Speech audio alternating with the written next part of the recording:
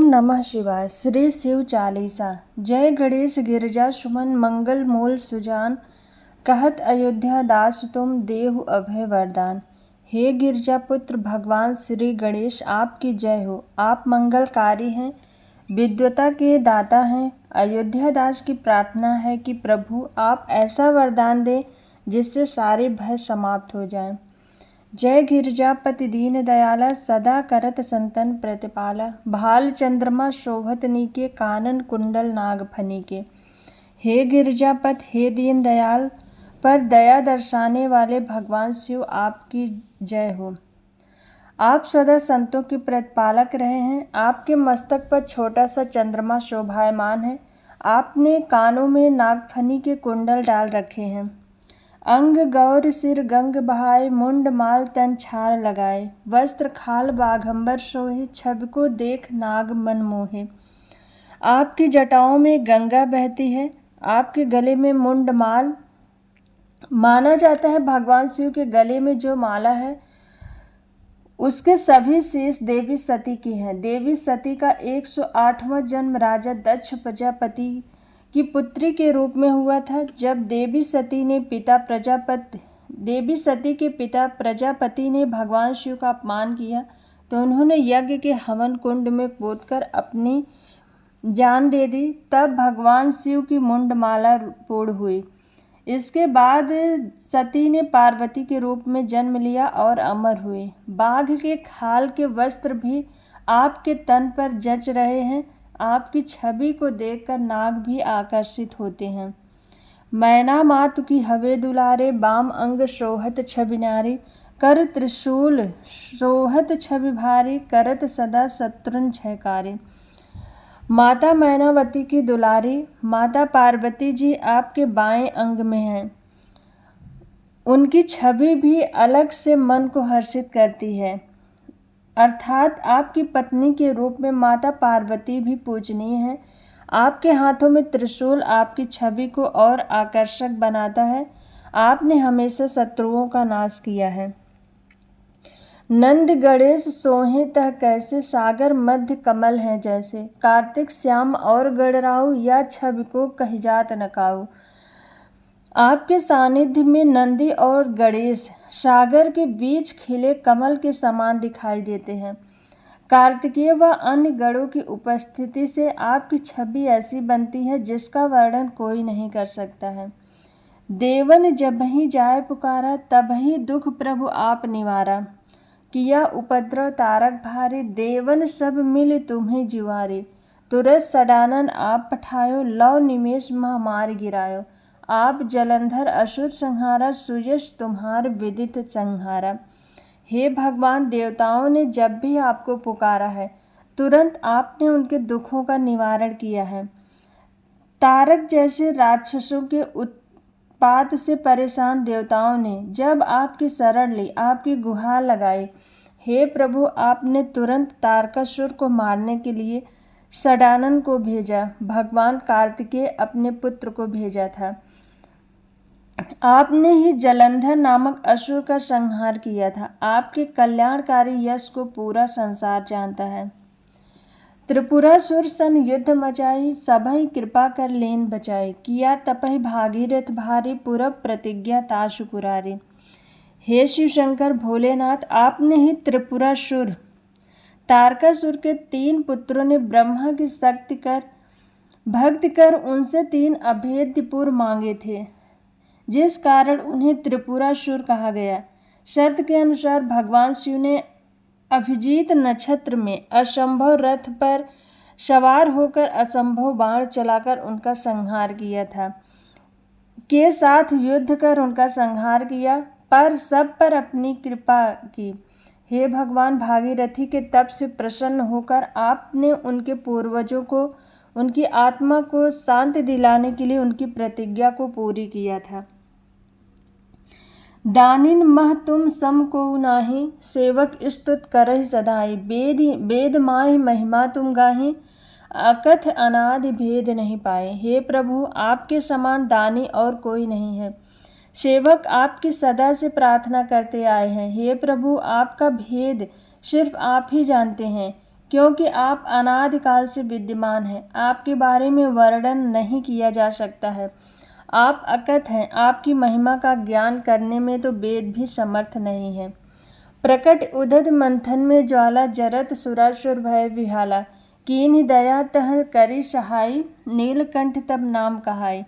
हे प्रभु, जब क्षीर सागर के मंथन में विष से भरा घड़ा निकला तो समस्त देवता व दैत्य भय से कांपने लगे।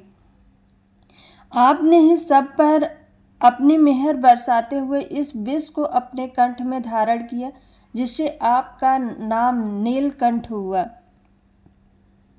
पूजन रामचंद्र जब कीना, जीत के लंक विभीषण देना। सहर्ष कमल में हो रहे धारी, कीन परीक्षा तबहि पुरारी। एक कमल प्रभु राख्यो जोई, कमल नयन पूजन चह सोई। कठिन भक्ति देखी प्रभु शंकर, भय प्रसन्न दिए इच्छित वर।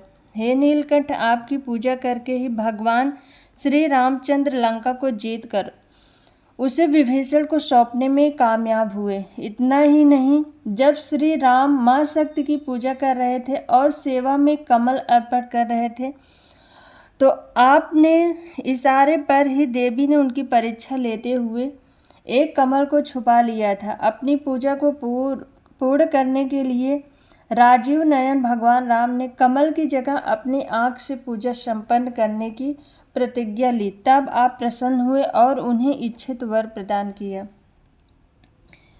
जय जय जय अनंत अविनाशी, करत कृपा सबके घटवासी। दुष्ट सकल नित मोहि सतावे, भ्रमत रहो मोहि चैन न आवे। त्राहि त्राहि मैं नाथ पुकारो, यही अवसर मोहि आन उबारो। लय त्रिशूल शत्रुन को मारो, संकट ते मोहि आन उबारो। हे अनंत एवं नष्ट न होने वाले अविनाशी भगवान भोलेनाथ, सब पर कृपा करने वाले, सबके घट में वास करने वाले शिव शंभु, आपकी जय हो। हे प्रभु, काम क्रोध मोह लोभ अहंकार जैसे तमाम दुष्ट मुझे सताते रहते हैं। इन्होंने मुझे भ्रम में डाल दिया है, जिससे मुझे शांति नहीं मिल पाती। हे स्वामी, इस विनाशकारी स्थिति से मुझे उबार लो। यही उचित अवसर, अर्थात जब मैं इस समय आपकी शरण में हूँ, मुझे अपनी भक्ति में लीन कर मुझे मोह माया से मुक्ति दिलाओ। सांसारिक कष्टों से उबारो। अपने त्रिशूल से इन तमाम दुष्टों का नाश कर दो। हे भोलेनाथ, आकर मुझे इन कष्टों से मुक्ति दिलाओ। मात पिता भ्राता सब होई, संकट में पूछत नहीं कोई। स्वामी, एक है आस तुम्हारी, आए हरो मोह संकट भारी। धन निर्धन को देत सधाई, जो कोई जाचे सो फल पाए। अस्तुत के विद करो तुम्हारे, क्षमहु नाथ अब चूक हमारे। हे प्रभु, वैसे तो जगत के नातों में माता पिता भाई बंधु नाते रिश्तेदार सब होते हैं, लेकिन विपदा पड़ने पर कोई भी साथ नहीं देता है। हे स्वामी, बस आपकी ही आस है, आकर मेरे संकटों को हर लो। आपने सदा निर्धन को धन दिया है, जिसने जैसा फल चाहा सबकी भक्ति से वैसा फल प्राप्त किया है। हम आपकी स्तुति, आपकी प्रार्थना किस विधि से करें, अर्थात हम अज्ञानी हैं प्रभु। अगर आपकी पूजा करने में कोई चूक हुई हो तो हे स्वामी, हमें क्षमा कर देना। शंकर हो संकट के नाशन, मंगल कारण विघ्न विनाशन। योगी यति मुनि ध्यान लगावे, नारद सारद शीश नवावे। हे शिव शंकर, आप तो संकटों का नाश करने वाले हो, भक्तों का कल्याण व बाधाओं को दूर करने वाले हो। योगी यति ऋषि मुनि सभी आपका ध्यान लगाते हैं, नारद सारद सभी आपको शीश नवाते हैं।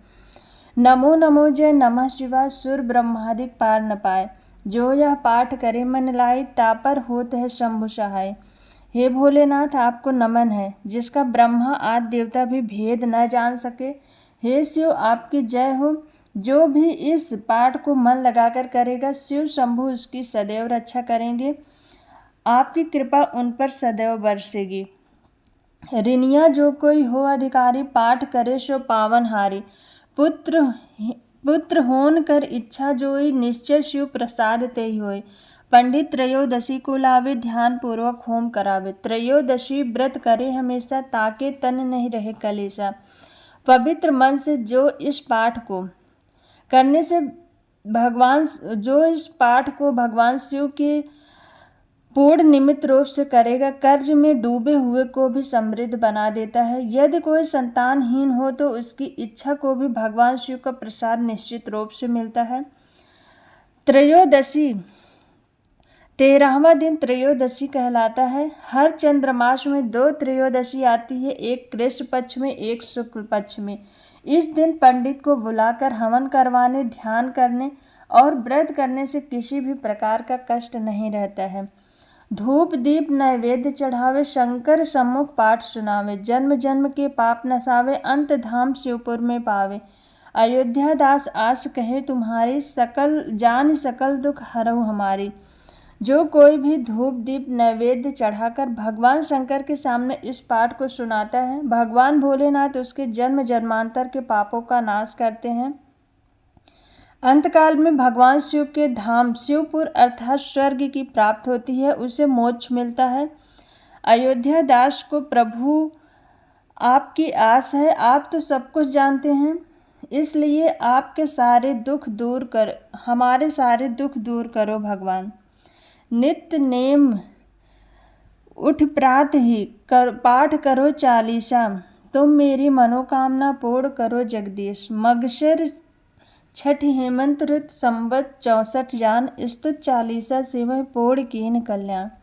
हर रोज नियम से उठकर प्रातः काल में इस चालीसा का पाठ करें और भगवान भोलेनाथ जो इस जगत के ईश्वर हैं उनसे अपनी मनोकामना पूरी करने की प्रार्थना करें। संवत 64 में मगशिर मास की छठी तिथि और हेमंत ऋतु के समय में भगवान शिव की स्तुति में यह चालीसा लोगों के कल्याण के लिए पूर्ण की गई थी। हर हर महादेव।